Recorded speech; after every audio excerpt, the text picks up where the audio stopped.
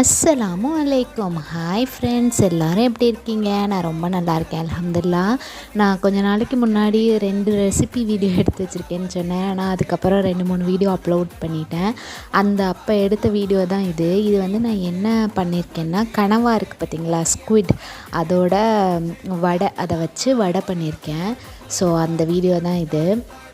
இது வந்து கனவா வந்து ஒரு மாதிரி சியூவியாக இருக்கும் பார்த்தீங்களா, நம்ம மெண்டு சாப்பிட்றதுக்கு முடியாது, அந்த மாதிரி இருக்கிறவங்க வந்து இந்த மாதிரி நீங்கள் செஞ்சு சாப்பிட்லாம். உண்மையிலே டேஸ்ட் ரொம்ப நல்லாயிருக்கும். கனவா வந்து நீங்கள் தொக்கு வச்சு சாப்பிட்லாம், பொரித்து சாப்பிட்லாம். அதில் இது ஒரு வகை. இது வந்து கனவா போண்டா, வடை, இதில் நீங்கள் எந்த மாதிரி வேணாலும் சொல்லிக்கலாம். ஆனால் டேஸ்ட் ரொம்ப நல்லாயிருக்கும். நீங்கள் இதை வந்து ட்ரை பண்ணி பாருங்கள். இதுக்காக நான் வந்து ஒரு 3 கனவா அளவு வந்து எடுத்திருக்கேன். அதை குட்டி குட்டியாக கட் பண்ணிவிட்டு, அதுக்கப்புறமா ஜீரகம், மிளகு, இதை வந்து சட்டியை நல்லா காய வச்சுட்டு, இதை மணம் வர அளவுக்கு நல்லா வறுத்துட்டு எடுத்துட்டு, அதுக்கப்புறமா ஒரு கைப்பிடி அளவு அரிசி. இந்த அரிசி வந்து எதுக்காக போடுறோன்னா, நல்ல கிறிஸ்பியாக இருக்கும் உள்ளக்க நம்ம சாப்பிடும்போது, அதனால தான் இது போடுறது.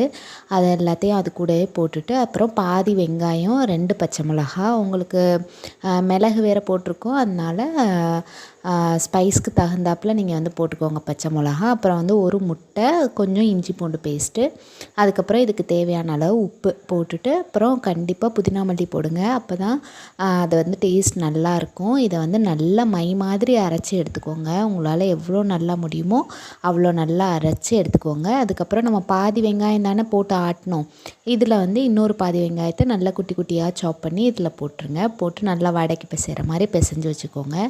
இப்போ வந்து எண்ணெயை வந்து காய வச்சுக்கலாம். எண்ணெய் காஞ்சதுக்கப்புறம் நல்லா குட்டி குட்டியாக அதை எடுத்து போண்டா மாதிரியும் போடுங்க, இல்லாட்டி இந்த மாதிரி தட்டியும் போடுங்க. போட்டு சிம்லேயே, அதாவது ரொம்ப சிம்மும் வேணாம், ரொம்ப ஹையும் வேணாம், இல்லாட்டி மேலே உள்ளது கரிஞ்ச மாதிரி போயிடும், உள்ளே வெந்திருக்காது. அதனால மீடியம் ஃப்ளேமில் வச்சு நல்லா பொரிச்சு எடுங்க. திருப்பி திருப்பி போட்டிங்கன்னா இது வந்து நல்லா புஃப்னு ஆகி வரும். ஏன்னா கனவா வந்து நல்லா அரைஞ்சிருச்சு பார்த்திங்களா, அதனால அது வந்து நல்லா சாஃப்ட் ஆயிரும். அது மட்டும் இல்லாமல் நம்ம முட்டை வேறு போட்டிருக்கோம் பார்த்திங்களா, அதனால நல்லா பொங்கி வரும். நல்லா ஆம்லெட் மாதிரியே இருக்கும், கரண்டி ஆம்லெட்லாம் இருக்கும் பார்த்திங்களா, அந்த மாதிரி டேஸ்ட்டும் ரொம்ப சூப்பராக இருக்கும். நீங்கள் வந்து ட்ரை பண்ணி பாருங்கள். நம்ம சேனல் பிடிச்சிருக்கு, நம்ம வீடியோஸ் பிடிச்சிருக்குன்னா கண்டிப்பாக லைக் பண்ணுங்கள், ஷேர் பண்ணுங்கள், கமெண்ட் பண்ணுங்கள், சப்ஸ்கிரைப் பண்ணுங்கள்.